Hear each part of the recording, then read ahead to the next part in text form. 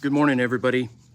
So the topic for today's quick video briefing is incident reporting. I wanted to let you guys know we had a couple of questions this week about incident reporting, what that looks like, and how we use that in the office. So essentially, every time you take a visit with your client, you're going to be making a narrative note in CellTrak, or if you don't use CellTrak, you have to be making the monthly narrative notes on the old chart that we have to do, and it's all handwritten and it's a real pain in the rear. So we want to make sure that we're using CellTrak whenever possible to capture our narrative notes.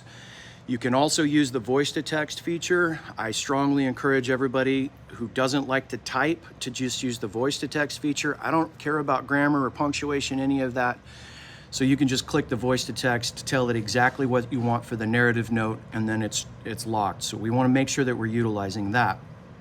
But then the next step, that's one of the reasons we have to look for a change in condition. If at any point you have a change in condition, that means that something is different than the way it was when you first started working with this client. We need to know about all changes in condition. Essentially, if there's a change in condition, if there's a fall, there's a bruise, there's a bump, a bellyache that's making it impossible for you guys to do the tasks that are on the care plan, we should see an incident report. If there's a change in the client's ability to talk or remember things, we want to see that on an incident report as well.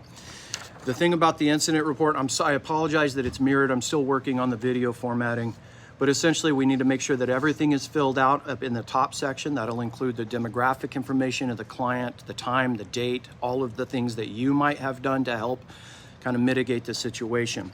Then when you bring this into the office, it comes in and you have to put this in the hands of a service coordinator. All four of us in the office have to see every single incident report. The reason for that is because these are super serious. We need to have them in our hands. We need to make sure that we go through them. We're all aware of every change in condition for every one of our clients, and we might need to escalate that in order to seek a significant change. This is important as well. We've had several caregivers and clients reach out asking whether or not we can ask for more hours. We sometimes can, but what we use in order to fill out for a significant change are these incident reports. If we've got a pile of incident reports because there's been a bunch of changes to the client's care or the client's condition, then we'll be able to take all of that stack of incident reports and make a good argument that we can ask for more hours.